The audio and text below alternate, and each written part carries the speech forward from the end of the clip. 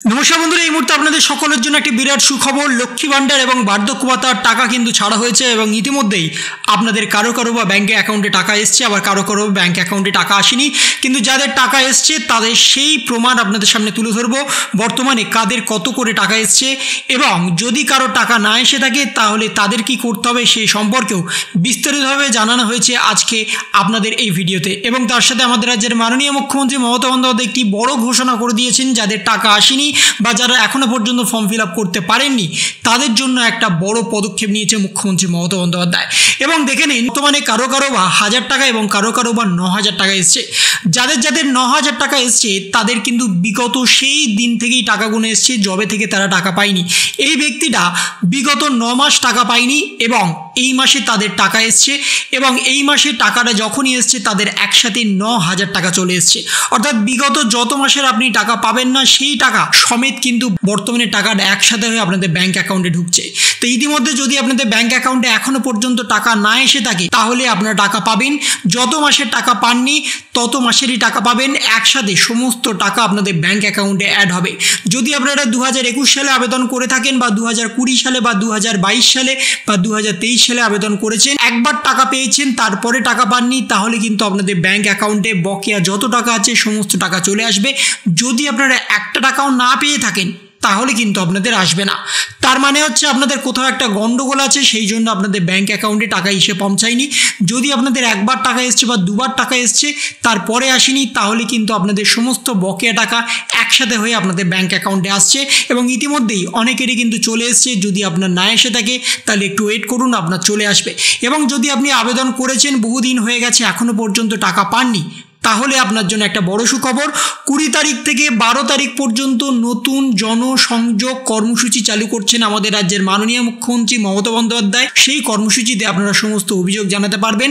যদি আপনাদের কোনো প্রকল্পের টাকা না এসে থাকে, আপনারা আবেদন করেছেন বারংবার, একবারও টাকা আসেনি, বা আপনি একবার টাকা পেয়েছেন এখনও পর্যন্ত আপনার ব্যাঙ্ক অ্যাকাউন্টে টাকা এসে পৌঁছায়নি, বা আপনারা নতুনভাবে আবেদন করতে চাইছেন, সেই সমস্ত কিছু 20 তারিখ থেকে 12 তারিখ পর্যন্ত জনসংযোগ কর্মসূচিতে আপনারা করতে পারবেন। সেই কর্মসূচি চলবে প্রতিটি এলাকাতে। ঠিক যেমন দুয়ারে সরকার হয়েছিল ঠিক তেমনই এই কর্মসূচি চলবে। এই কর্মসূচিতে আপনারা যা টাকা পাননি বা যদি কোনো আবেদন করেছেন সেই আবেদন খারিজ হয়ে গেছে, সেই সমস্ত কিছু অভিযোগ জানাতে পারবেন। তার জন্য আপনাদের আধার কার্ড, ভোটার কার্ড, ব্যাংকের অ্যাকাউন্টের পাসবই এবং যদি আপনি কোনো ফর্ম ফিল আপ করে থাকেন ইতিমধ্যে, তার যদি কোনো কপি থেকে থাকে তাহলে সেই কপিটাও আপনাকে নিয়ে যেতে হবে সেই জনসংযোগ কর্মসূচিতে। এবং জনসংযোগ কর্মসূচি মাননীয় মুখ্যমন্ত্রী মমতা বন্দ্যোপাধ্যায় গতকালকেই ঘোষণা করেছেন। কি ঘোষণা করেছেন সেটাও আপনারা সরাসরি লাইভ শুনে নিন। আমাদের দুয়ারে সরকার চলছে, কিন্তু আরেকটা প্ল্যান করেছি আমরা। আগামী 20 তারিখ থেকে 20 জানুয়ারি থেকে 12 ফেব্রুয়ারি পর্যন্ত সব পোলিং স্টেশন অনুযায়ী আমরা স্থানীয় মানুষের, অনেকে তারা ব্লকে যেতে পারে না, দুয়ারে সরকারে হয়তো গেছে, কাজটা হয়নি, নিচুতলায় কিছু লোক তো আছে আপনারা জানেন, উপরতলাতেও যেমন কিছু একাংশ আছে, নিচুতলাতেও একাংশ আছে, কাজ না করে মানুষকে বারবার করে ঘোরায়। তাই আমরা আবার একটা পাড়ায় পাড়ায় সমাধানের মতো প্রত্যেকটা পোলিং স্টেশন অনুযায়ী